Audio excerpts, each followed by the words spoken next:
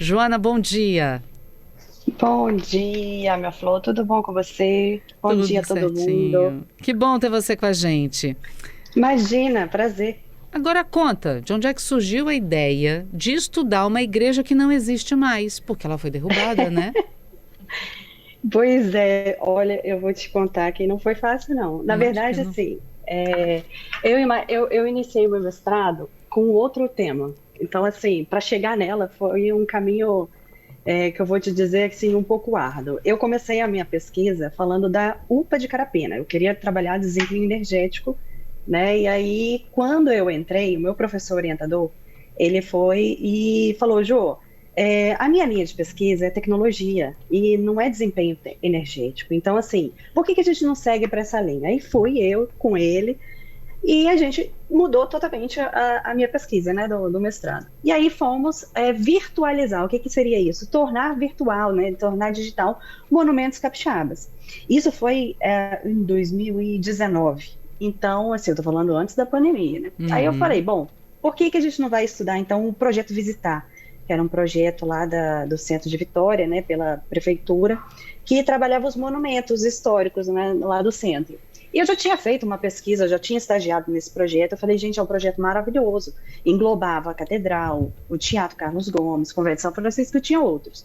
Aí ele falou, vamos fazer isso. E aí fui eu estudar, né, sobre como digitalizar projeto, virtualizar monumentos, edificações e tal. Aí até que chegou a minha primeira qualificação, que é uma banca, né, uma avaliação Uhum. obrigatória que a gente tem no mestrado, para que a banca, né, de professores eles conduzam o nosso trabalho assim e assim ver a qualidade dele. E aí chegou, isso era 2020, chegou que eles falaram, Joana, olha só, a pandemia está começando, a gente não sabe o que vai acontecer e você não vai poder sair de casa, você não tem como acessar, né, as edificações. E aí, como é que você vai fazer? Praticamente toda essa pesquisa você vai ter que refazer, não tem condições de você fazer isso. Então, olha, assim, eu só não chorei porque eu precisava terminar esse mestrado, mas eu falei, cara, não dá para a gente continuar, né? E eles falaram, não dá, essa linha de pesquisa que você seguiu, não dá. Por que que você não trabalha uma edificação mais assim, que já foi demolida, talvez algo que não existe mais, porque você vai ter que trabalhar em casa, você não vai poder sair de casa, você não vai poder ter acesso a Mais um ninguém. Aí eu falei, dificultador, né, Joana? exatamente, mais um dificultador.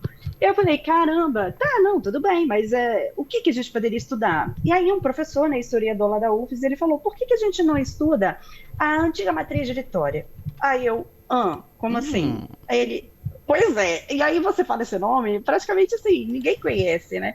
E aí eu também não conhecia, eu falei, mas que edificação é essa, professor?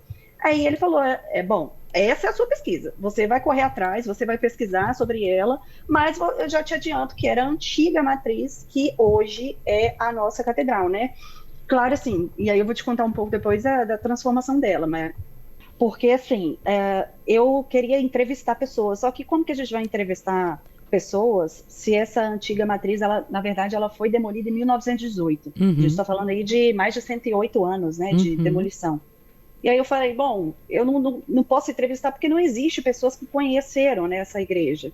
Então, eu tive que correr atrás, né, do acervo público, IFAM, professores lá da UFES, historiadores, corri atrás mesmo, assim. E eu tinha 60 dias para refazer toda a minha pesquisa que eu tinha feito há um ano e ainda tinha que descobrir fotos, a história, né, dessa Uhum. igreja, assim, foi uma loucura, tá? Não foi fácil, não. Eu imagino. Mas diz que nessa loucura e nessa pressão de tempo é que a gente acaba se realizando na hora de fazer um estudo como esse.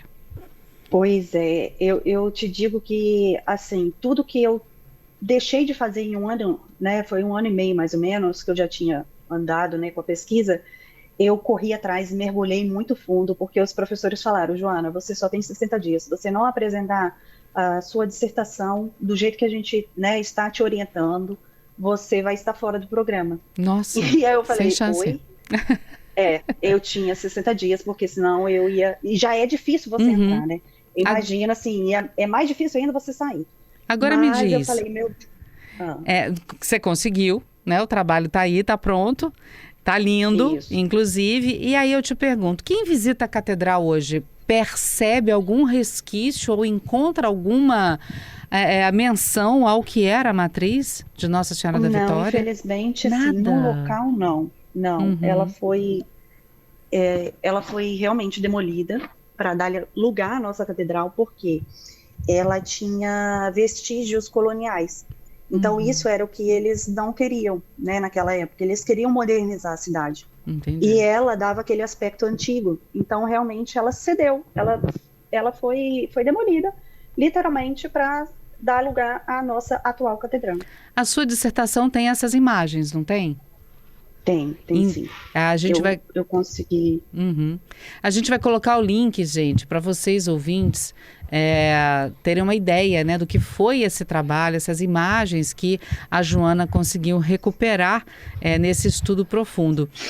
Joana, o que mais com toda a dificuldade que você teve, né? O que mais te deu prazer? O que mais te deu alegria em descobrir a respeito da matriz? Pois é, então, essa matriz, assim, cada vitória que eu conseguia, cada imagem, cada foto, tudo que eu conseguia sobre ela, eu realmente, assim, vibrava, porque é muito legal você descobrir que ela fez parte da nossa história da colonização. Então, assim, a história do Espírito Santo, a história de Vitória começou com ela. Se a gente for parar para pensar, assim, em toda a dificuldade que eu tive de encontrar, né, informações sobre ela, eu consegui 17 páginas. Eu consegui escrever 17 páginas. Uau!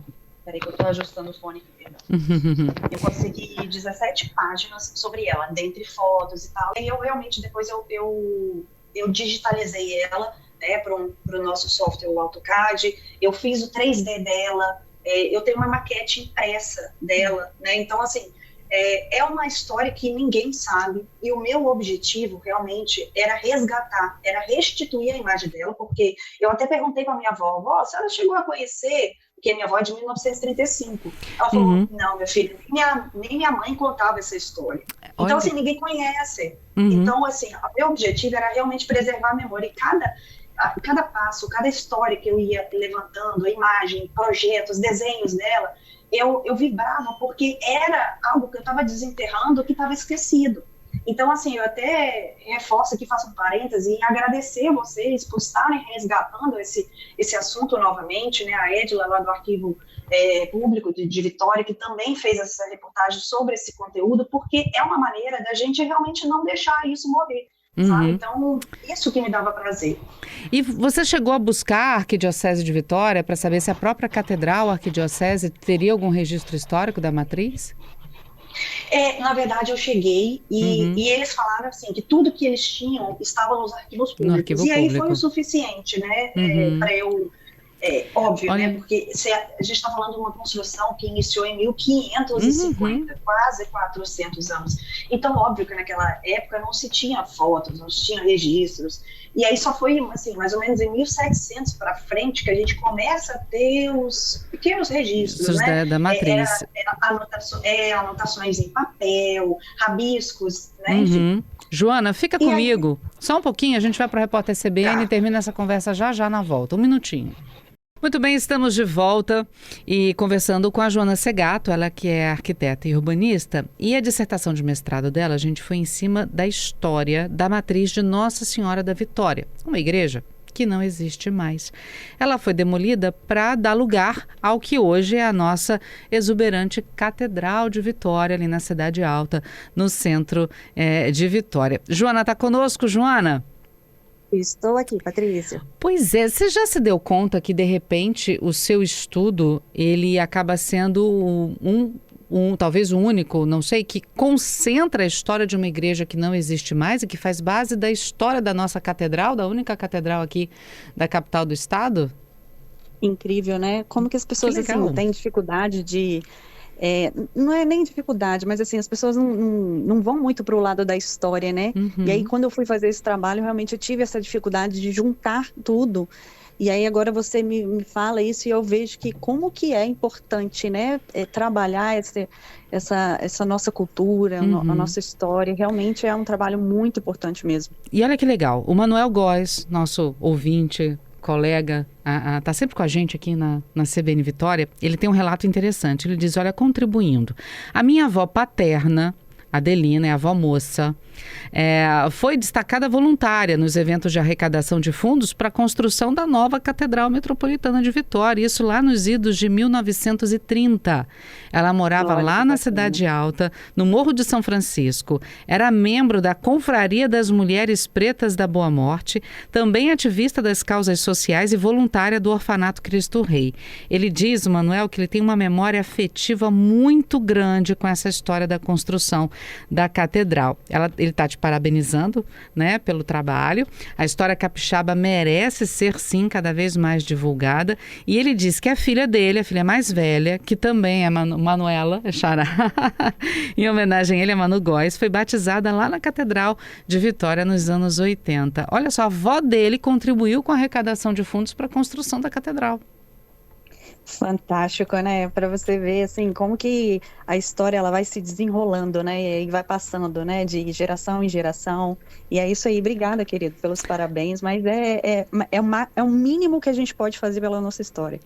Agora, você falou que você tem uma maquete impressa, né? Do que era a matriz da Nossa Senhora de Vitória. Será que não vale a gente pensar, de repente, olha eu já... Eu inventando moda. Adoro. Uma exposição, de repente, na própria catedral, em alguma área, né? Ou no arquivo público, para a gente mostrar o que era, para as pessoas verem, porque a gente consegue visualizar. A gente vai colocar o link para as pessoas poderem acessar o seu estudo, mas quem sabe, de repente, uma exposição. Já pensou nisso? Fantástico.